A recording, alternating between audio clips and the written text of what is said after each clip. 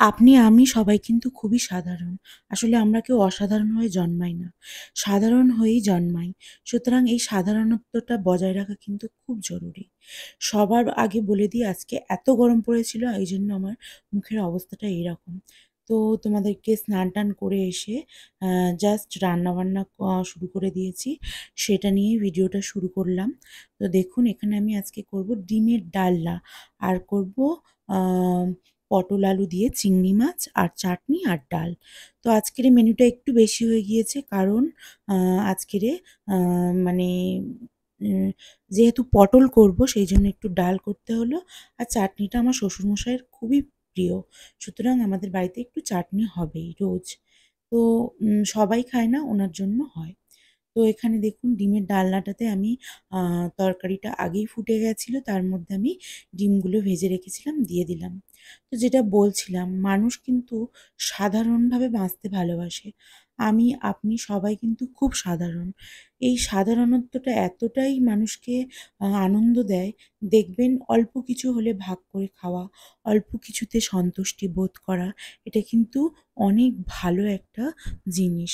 যেটা মানুষকে সন্তুষ্টি দেয় এবং ভালো রাখতে মানে ভালো রাখতে সাহায্য করে। তো রান্না করতে, করতে প্রচণ্ড গরম পড়েছিল, জল খাচ্ছিলাম আর এখানে শসা। যেহেতু তাড়াহুড়ো করে রান্না করছিলাম, দোকানে ভাত পাঠাতে হবে খুব তাড়াতাড়ি, সেই কারণে আরকি শসাটা ছাড়ানো হয়নি। তো ওইভাবেই আমি খেতে থাকছি আর রান্না করতে থাকছি। তো অনেকেই আছেন বলবেন রান্না করতে, করতে এভাবে খেতে নেই। হ্যাঁ, আমি রান্না করতে, করতে খাই না ঠিকই। কিন্তু হাত ধুয়ে নিই মানে জাস্ট শসাটা খেতেই হতো কেননা সকাল থেকে কিছু খাওয়া হয়নি।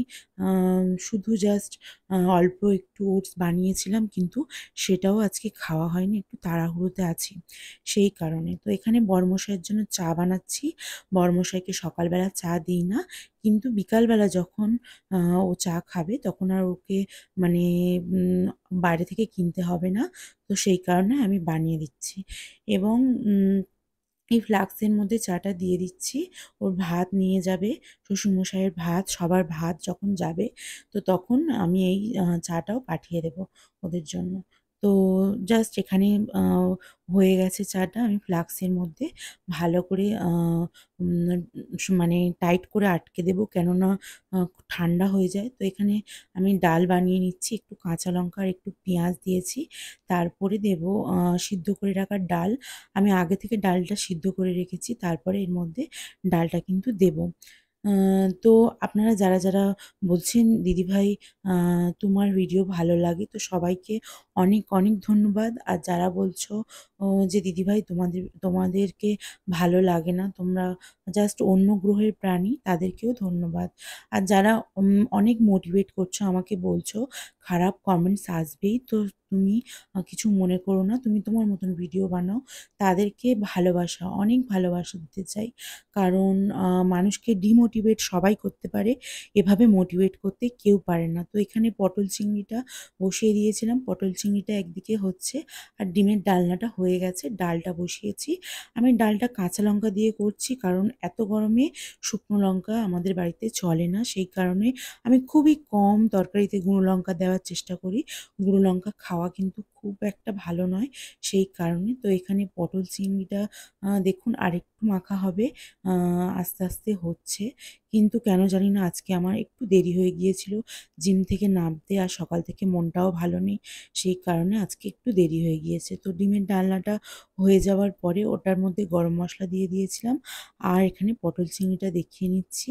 চিংড়ি মাছটা কি বলুন তো ছাড়ানোর পরে খুব ছোট হয়ে যায়। আর এমনিতেই আজকে চিংড়ি মাছগুলো একটু ছোট, ছোট পাওয়া যায়নি বেশি বড় চিংড়ি।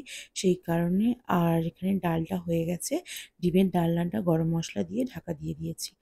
আর এখানে বানিয়েছিলাম পটল চিংড়িটা তো বটেই। তারপরে একটু চাটনি বানিয়েছিলাম, আমের চাটনি বললাম। শ্বশুরমশাই চাটনি ছাড়া ভাত খেতে পারেন না। মানে উনার চাটনিটা খুবই ফেভারিট। সব মানুষের একটা করে প্রিয় খাবার থাকে। তো ওনার প্রিয় জিনিস হলো চাটনি।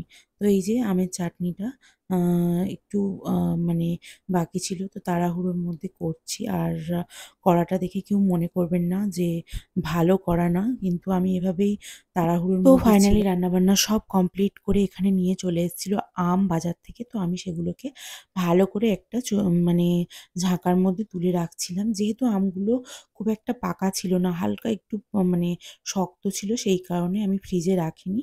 এভাবেই তুলে রেখে দিচ্ছি। আজকের ভিডিওটা এই পর্যন্ত। ভালো লাগলে একটু লাইক করবেন, কমেন্ট করবেন। টাটা।